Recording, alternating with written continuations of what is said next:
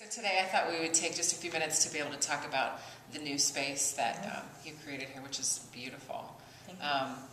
So when did the idea for the conference center come about, and how did that concept come about? It really evolved, one, because we were already doing corporate midweek meetings, but also because Terry was offered another log cabin. So do you want to talk more about how that decision was made? Well, I mean, when we took the cabin down, we were also playing around with expanding the spa, but we wanted to increase midweek business. And we always had a little problem here with corporate meetings because we could only put in 15, 18 was tops up on the hill. So we started playing around with this design. When I first originally thought of this design, I wanted to be able to stand in the garden and look over this roof and have grass growing on it. I wanted to back in the hill, but I only kept enlarging it from 24 people up to 50 people, and of course, obviously, when you expand a building, you have to expand it upward. So my roof got a little higher, but we're still doing a garden roof up there. So then we decided, well, we looked into LEED certification. That really didn't work well for us because we're so rural out here. Some of the qualifications is you have to have a bike rack. You have to be on mass transit. People are not going to ride their bicycles down here and spend the weekend. And so, for each certification, it also costs money from them and from your architect. So we still decided with the architect we were working with, we would still go as green as we could, even to try to get some LEED certification maybe down the road. So obviously we use recycled lumber as much as we could. The logs obviously are recycled. Our flooring in the fireplace room there is recycled oak pallets. We have recycled shredded newspaper in the walls and attic for insulation. Carpet fiber is recycled carpet fiber. The vinyl is 40% recycled plastic bottles. We collect rainwater for our commodes back here. We have a 2,000-gallon holding tank. Our toilets are actually made in Australia. They use less than a gallon of water to flush. The other part of LEED is to buy as much local as you can. So we had all this, the rough cut lumber and all the siding is locally grown white pine milled right here in the county and put up. So all that there again is obviously cuts down on trucking and all that. Plus it keeps local people working. That's wonderful. Yeah, so that was the whole concept. We did 2x6 and 2x8 walls, so we're very highly insulated. Obviously, state-of-the-art heating and cooling system. We can program the heat in this building to come on in the middle of the night, start raising temperature 1 degree at a time through heat pumps, so we don't have to turn on electric strip heats. That very energy saving for us. Our heat exchanger up there, because when you have 50 people in, the state makes you exhaust so much stale air and bring in so much fresh air. So the air that we exhaust tempers and heats the air that's coming in, or vice versa. Even in the summertime, the cool air that we're blowing out is cooling the air that's coming in. So that saves us a lot on utilities as well. It's amazing. It's stuff you just don't even think about. Yeah. It's really nice.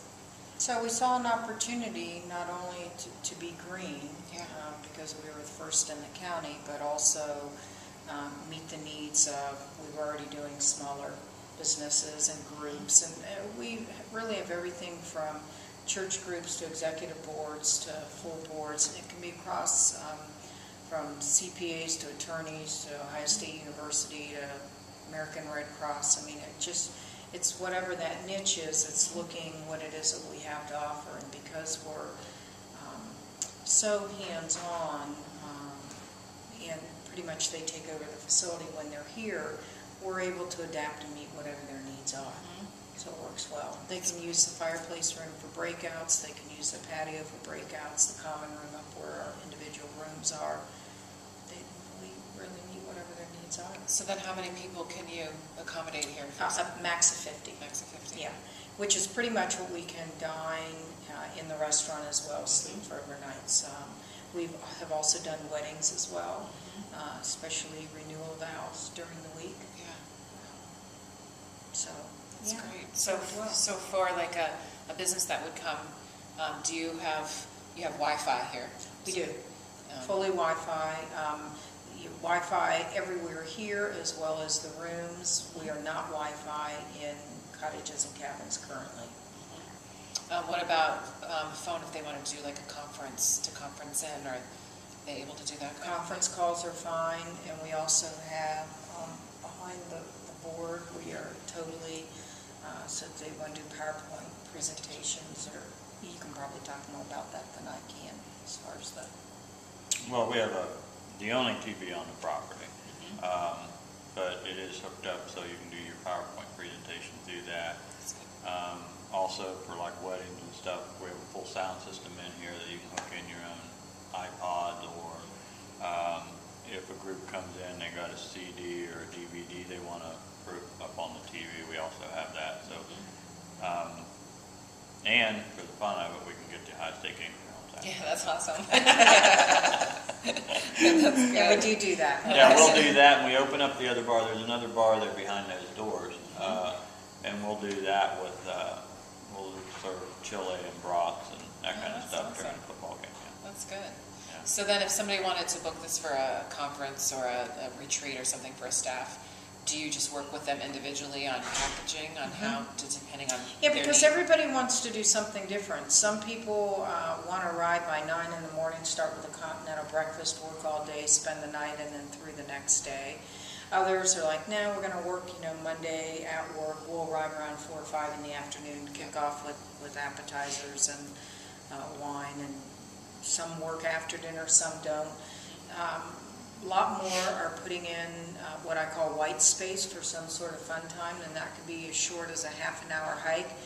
Some companies are doing zip lining now, so they're planning, or maybe it's that they're doing zip lining before they arrive, or kayaking, or so just they can really get out of it what they want. Terry just put in a brand new large fire circle, and so some will say, well, we're going to skip our dessert, but we want to do s'mores around the fire. So everybody's being really creative. Stephanie just helped actually at Ohio University they wanted to do a scavenger hunt and do some team building on the property. So That's fun. everybody's sort of doing, and that's what's nice. We're small, that we can help them create whatever works for them. Yeah, that's good. So if somebody wanted to book something, how should they call, the email? What's the best way to arrange that? They can do either one. They're happy to email us or call at 800-653-2557. Go onto our website. They can also download our full business packet at cedarfalls.com, or we're happy to send them. We also have set up in August, the end of August, we're doing a meeting planners familiarization tour, where we're inviting in meeting planners to come spend the night, experience on us, and then they know that for their companies and such. Oh, that's great. Yeah. That's good. Well, thank you very much. Thank This has you. been really good. Good. Thanks.